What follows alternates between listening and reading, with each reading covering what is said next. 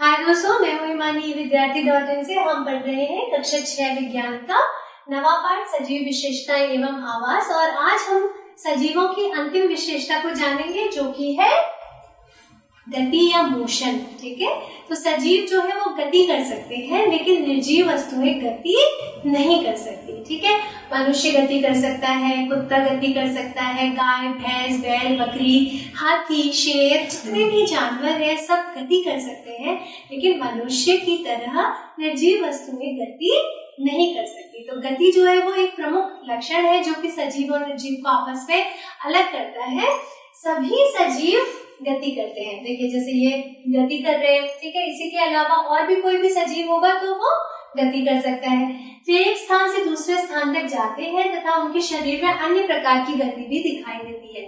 ठीक है, ऐसा जरूरी नहीं है कि सभी सजीव एक स्थान से दूसरे स्थान तक जाएं, लेकिन कुछ अन्य गतियां हैं जो कि सजीवों के शरीर में दिखाई देती हैं और निर्जीवों के शरीर में दिखाई नहीं देती। ठीक है, तो अब वो कौन कौन सी गतियां हैं देखिए। अब यहाँ पर ये सभी सजीव हैं जो कि आपको गति करते हुए दिख रहे हैं। हिरन भाग रहा है, ये यहाँ पर गति कर रहा है, एक प्रकार की कलाबाजियां, पेंगुइन अपनी गति कर रहे हैं, मनुष्य साइकिल चला रहा है, ठीक है, चिड़िया अपनी गति कर रही है। तो ये सब सजीव हैं जो कि गति कर रहे हैं। ठीक है, लेकिन अगर हम देखें पौधे, उदाहरण के तौर पे पौधे को ले ले, पौधा तो अपनी जगह पर स्थिर है, पेड़ तो अपनी जगह पर स्थिर रहता है, पेड़ में किसी भी प्रकार की गति नहीं होती है। ठीक है, तो पौधे किस प्रकार से गति को प्रदर्शित करते हैं?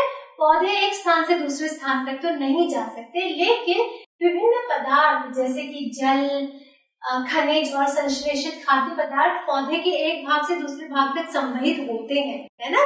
तभी तो पौधों में जड़ें जो है वो खनिज पदार्थों का और जल का अवशोषण करती हैं और फिर उसको संवहित करके गति करा के अपनी पत्तियों तक पहुंचाती है, जहां पर पत्तियां उसकी मदद से भोजन बनाती है, प्रकाश संश्लेषण की क्रिया होती है। ठीक है, तो पौधे ऐसे चल के गति नहीं करते, मतलब एक स्थान से दूसरे स्थान तक चल के नहीं जा सकते, लेकिन उनमें विभिन्न प्रकार की गतियां स्वतः ही होती रहती है। ठीक है, तो इसलिए पौधे जो है वो भी गति करते हैं, लेकिन उनकी गति अलग प्रकार की होती है। ठीक, फिर अब क्या होता है, पौधों में अन्य प्रकार की गतियां भी दिखाई देती है, जैसे फूलों का खिलना और बंद होना।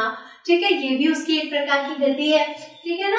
अब क्या होता है, जैसे कि हमने देखा था उद्दीपन के प्रति जब पौधे अनुक्रिया करते हैं, कुछ पौधे ऐसे होते हैं जिनमें केवल रात के समय में फूल खिलते हैं, कुछ ऐसे होते हैं जिनमें सुबह के समय में फूल खिलते हैं और शाम के समय में वो फूल बंद हो जाते हैं। ठीक है, तो इस प्रकार की गतियां पौधों में देखने को मिलती है। तो इसका मतलब क्या है कि पौधे सजीव हैं और सजीव होने की वजह से वे भी गति करते हैं, लेकिन उनकी गति मनुष्यों की गति से या जानवरों की गति से थोड़ी अलग प्रकार की है, पर वो भी गति करते हैं। ठीक है, फिर पौधे विभिन्न उद्दीपनों के प्रति, वही जो मैंने अभी बताया कि विभिन्न प्रकार के उद्दीपनों के प्रति जब अनुक्रिया करते हैं तब वे गति करते हैं। अब हम कह सकते हैं कि कुछ निर्जीव वस्तुएं भी तो गति करती हैं, जैसे बस, कार, कागज का टुकड़ा, बादल, ठीक है, और अन्य कुछ वस्तुएं इनके उदाहरण हैं, लेकिन इनकी गति सजीवों की गति से भिन्न होती है। ठीक है, क्यों? क्योंकि सजीव जो है वो अपने आप गति कर सकते हैं, अपने मन के हिसाब से गति कर सकते हैं, लेकिन ये दूसरों पर आश्रित रहते हैं। ठीक है, जब कोई कार को चलाएगा तभी कार चलेगी, जब तेज हवा चलेगी तभी बादल का टुकड़ा उड़ेगा, कागज का टुकड़ा तभी उड़ेगा जब हवा चलेगी। ठीक है, लेकिन अगर हवा नहीं चलेगी तो कागज का टुकड़ा नहीं उड़ सकता। इसलिए निर्जीव वस्तुओं की गति सजीवों की गति से भिन्न होती है। ठीक है, तो आप ये नहीं कह सकते कि निर्जीव भी गति करते हैं। निर्जीव गति करते हैं, लेकिन उन्हें किसी की मदद की जरूरत होती है गति करने के लिए, जबकि सजीवों के साथ ऐसा नहीं होता है। ठीक है, तो हमने अभी तक पढ़ा था, बहुत सारे गुण पढ़ लिए सजीवों के। ठीक है, कि वो भोजन करते हैं, श्वसन करते हैं, उद्दीपन के प्रति अनुक्रिया करते हैं, ठीक, इसके बाद प्रजनन करते हैं, ठीक है, उनमें गति होती है, बहुत सारे गुण पढ़ लिए। ठीक है, तो अब इन सब से अगर हम निचोड़ निकालना चाहें कि जीवन क्या है, तो उसे हम कैसे समझ सकते हैं। देखिए, सजीवों में मृत्यु होती है।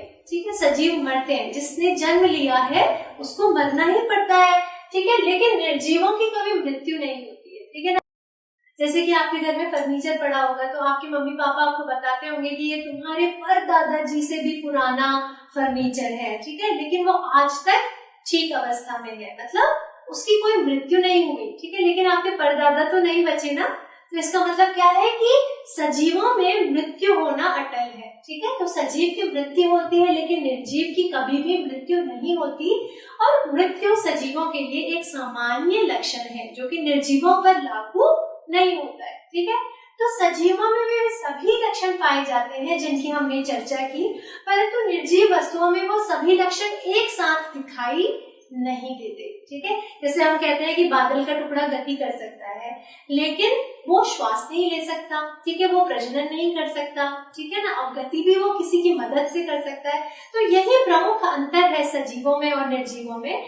ये सारे लक्षण जिनके बारे में हमने चर्चा की, चाहे वो गति हो, चाहे वो प्रजनन हो, चाहे वो उत्सर्जन हो, चाहे वो श्वसन हो, चाहे वो भोजन हो, ठीक है, ये सारे लक्षण निर्जीवों में अगर कभी हमें दिख भी जाए तो वो शुद्ध रूप से उनके लक्षण नहीं होते, उनमें उसे किसी की मदद की जरूरत होती है, किसी की सहायता की जरूरत होती है, तब वो लक्षण प्रदर्शित करता है, और सारे लक्षण एक साथ किसी निर्जीव में दिखना असंभव है, ठीक है। तो ये सारे लक्षण सजीवों में एक साथ दिखाई देते हैं, इसीलिए सजीव जो है वो निर्जीवों से अलग माने जाते हैं। और दूसरी बात ये कि सजीवों की मृत्यु निश्चित है जबकि निर्जीवों की मृत्यु नहीं होती है। तो अपने चारों ओर पाए जाने वाली इस जैव विविधता को देखकर अचानक ही हम क्या कह सकते हैं कि जीवन कैसा है, सुंदर है। भगवान ने कितना सुंदर जीवन बनाया है, ठीक है, सजीव भी बनाए हैं, निर्जीव भी बनाए हैं, ठीक है, और हर एक प्रकार के जीव के लिए अलग अलग प्रकार के तरीके बनाए हैं, श्वसन के,